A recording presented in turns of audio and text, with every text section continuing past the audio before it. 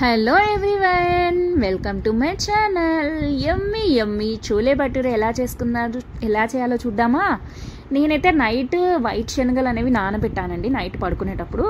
ఇంకా మార్నింగ్ లేచేసరికి ఆ వాటర్ అన్నీ తీసేసి మళ్ళీ ఒకసారి వాష్ చేసేసి కుక్కర్లో వేసేసి వాటర్ పోసేసి నేను బాయిల్ చేసుకున్నాను అనమాట.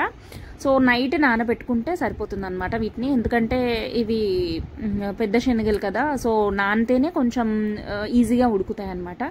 సో వాటర్ పోసేసుకొని కొంచెం సాల్ట్ వేసేసుకొని ఇంకా బాయిల్ చేసేసుకోవడమే.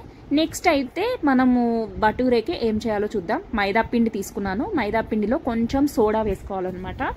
కొంచెం సోడా వేసుకున్న తర్వాత దీంట్లో మనము ఇంకా సాల్ట్ వేసుకోవాలి. సాల్ట్ వేసుకున్న తర్వాత దీంట్లోనే కొంచెం మనం ఆయిల్ వేసుకోవాలి. ఆయిల్ వేసుకున్న తర్వాత దీంట్లో మనం కొంచెం కర్డ్ వేసుకోవాలన్నమాట. పుల్లదైనా పర్లేదు, నార్మల్దైనా పర్లేదు అనమాట. కొంచెం ఆయిల్ వేసుకున్నాను కదా, ఆయిల్ ఆర్ గీ ఏదైనా వేసుకోవచ్చు అనమాట. ఆయిల్ కొంచెం బాగానే పడుతుంది అనమాట. నార్మల్ మనం చపాతీకి అయితే కొంచెం వేస్తాం, బట్ దీనికైతే కొంచెం ఎక్కువనే పడుతుంది అనమాట. సో ఇది వేసిన తర్వాత, ఆయిల్ వేసిన తర్వాత మనం కొంచెం పెరుగు వేయాలన్నమాట. కొంచెం పెరుగు వేసుకున్న తర్వాత తిన్నంతా మిక్స్ చేసుకోవాలి. మిక్స్ చేసుకొని ఒక 1 అవర్ అలా పక్కన పెట్టేసేయాలన్నమాట. సో మనం ఫస్ట్ ఇది తడిపేసుకొని మనం శనగలు బాయిలింగ్కి కుక్కర్లో పెట్టేసుకుంటే అది బాయిల్ అయిపోయి ఆ కర్రీ అయిపోయే లోపు ఇది మనకి పులిచిపోతుంది అనమాట. సో ఇలా అయితే తడుపుకున్నాం కదా, ఇలా తడిపిన తర్వాత దాని మీద మొత్తం మనం ఒక్కసారి ఆయిల్ చేత్తోనే ఇలా మనం ట్యాప్ చేస్తూ ఉండి దాన్ని అయితే మనం పక్కన పెట్టేసుకోవాలన్నమాట. సో మనకైతే విజిల్స్ ఒక 4 to 5 విజిల్స్ అయితే రావాలన్నమాట. మంచిగా బాయిల్ అవుతాయి అన్నమాట మెత్తగా. సో విజిల్స్ వచ్చాక అది బంద్ చేసుకొని మనము నెక్స్ట్ ఆనియన్స్ అయితే కట్ చేసుకోవాలన్నమాట.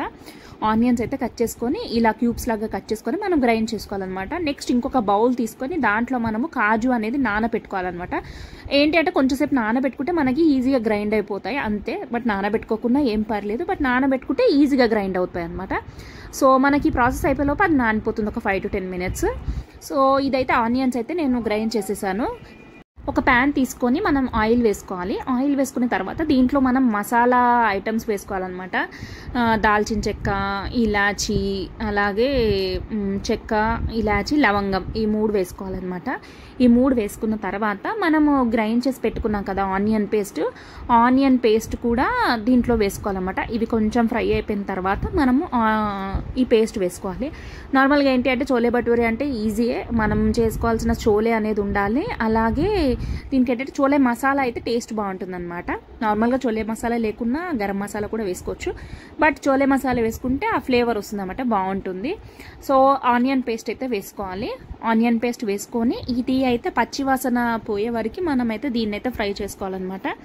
దీన్ని మంచిగా ఫ్రై చేసుకోవాలి. ఫ్రై చేసుకున్నప్పుడు దీంట్లోనే మనము నార్మల్గా అల్లం వెల్లుల్లి పేస్ట్ ఉంటుంది కదా, అల్లం వెల్లుల్లి పేస్ట్, అలాగే ఉప్పు, కారము, ధనియాల పొడి ఇవన్నీ ఇందులో వేసుకోవాలన్నమాట. ఇందులో వేసుకొని ఇది మొత్తం రోస్ట్ చేసుకోవాలన్నమాట. మనకి పచ్చివాసన పోయేంత వరకు మనకు మంచిగా రోస్ట్ అవ్వాలన్నమాట ఈ ఆనియన్ పేస్ట్ అనేది. సో దీంట్లోనే పసుపు, కారం ఆల్రెడీ ఇది మా ఇంట్లో ఉప్పు కలిపిన కారమే ఉంటుంది. సో కారం వేసిన తర్వాత ఉప్పు కొంచెం వేసాను అనమాట, ఎందుకంటే టమాటో పేస్ట్ వేస్తాం కదా మనము, అందుకే టమాటో పులుపుకి మనకి ఉప్పు పడుతుంది అనమాట. సో కారం వేసుకున్న తర్వాత మనకి ఎంత కావాలో అంత ఉప్పు కూడా వేసుకున్నాను అనమాట. వేసుకున్న తర్వాత దీన్నైతే ఒకసారి మొత్తం కలిపేసుకోవాలి. కలిపేసుకున్న తర్వాత దీన్నైతే మనం మొత్తం డ్రై రోస్ట్ చేసుకోవాలన్నమాట. మంచిగా ఫ్రై చేసుకోవాలి. మంచిగా ఇది ఫ్రై అవుతూ ఉంటుంది. ఇంకొక సైడ్ మనం ఏం చేయాలి అని అంటే టమాటో అని చెప్పాను కదా, టమాటోలు కట్ చేసుకొని అలాగే కాజు కూడా నానబెట్టాను కదా, అవి 2 మనము గ్రైండ్ చేసుకోవాలన్నమాట.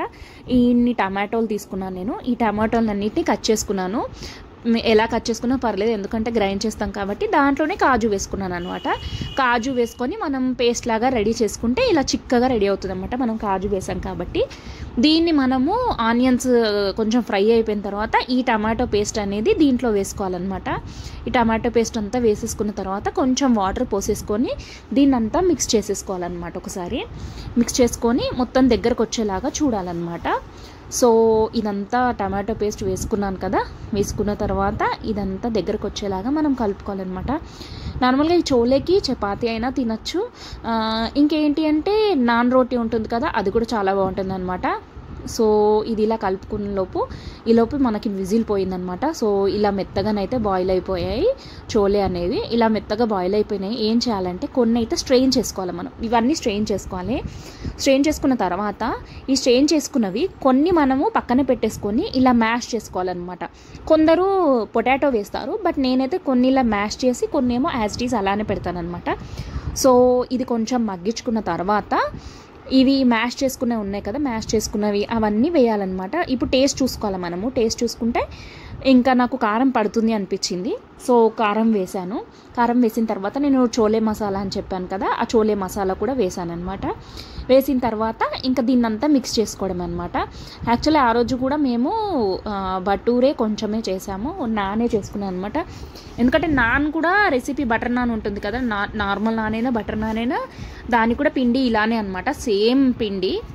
బట్ దాన్నే మనము పూరీలాగా చేసుకోవచ్చు, నాన్ లాగా చేసుకోవచ్చు అన్నమాట. ఇంకా హెల్తీ కావాలంటే అసలు అలా చేసుకోవచ్చు, ఇలా చేసుకోవచ్చు. లేక పూరీ మనము గోధుమ పిండితో చేసుకున్నా ఏం పర్లేదు, చాలా బాగుంటుంది చోలే దేనికైనా. సో ఇదంతా మిక్స్ చేసుకోవాలన్నమాట. మిక్స్ చేసుకున్న తర్వాత మనకి కొంచెం దగ్గరకు వచ్చిందని ఇలా బబుల్స్ వస్తుంటే దగ్గరకు వచ్చిన తర్వాత దీంట్లో మనము కొంచెం ఫ్రెష్ క్రీమ్ వేసుకోవాలి.